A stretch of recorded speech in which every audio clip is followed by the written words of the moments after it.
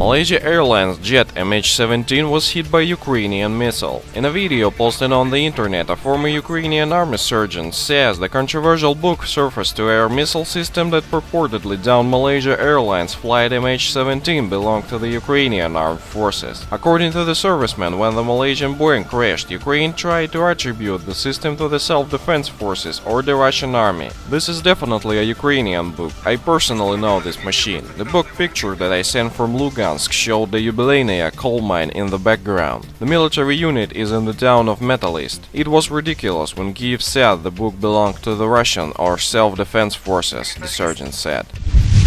Chechen leader Ramzan Kadyrov said on Tuesday that he wanted to quit his high state post and leave for Ukraine's Donbas region to help the local militias. Commenting on initiation of criminal proceeding against him in Ukraine and Kiev threats to put him on the international wanted list, Kadyrov told NTV's Beskupur program that they could keep wagging their tongues for as long as they like. They can keep saying whatever they like, but I am going to ask the president for permission to quit my post in order to go to Donbas to protect the interests of those citizens who are fighting there now, Kadyrov said.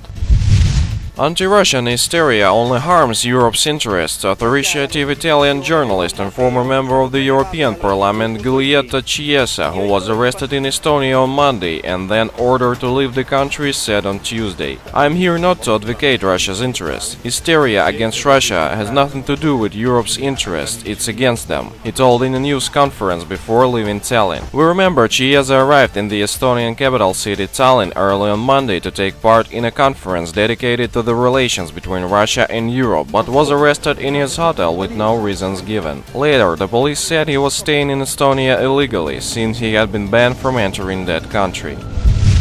The NATO military alliance is not Moscow's enemy, Russian Foreign Minister Sergei Lavrov told French media that suggested the opposite. Lavrov also expressed disappointment over the fact that Russia had overestimated EU's independence from the US. Speaking to France 24 in Moscow, Lavrov stated that the military doctrine of the country never mentioned that NATO is Russia's enemy, even though the French media suggested that there is such an impression in the Western world. What Russia's military doctrine says is that the security risk for Russia, among other things, are NATO expansion to the east and movement of military infrastructure of NATO closer to the Russian borders. Not NATO itself, but its militarized movement to the east is considered by Russian military doctrine as a security risk and threat for Russia, he said. We thank our information partners for help with spreading this video news. Subscribe to our channel to receive up-to-date information on the situation in Ukraine and current geopolitical events in Europe.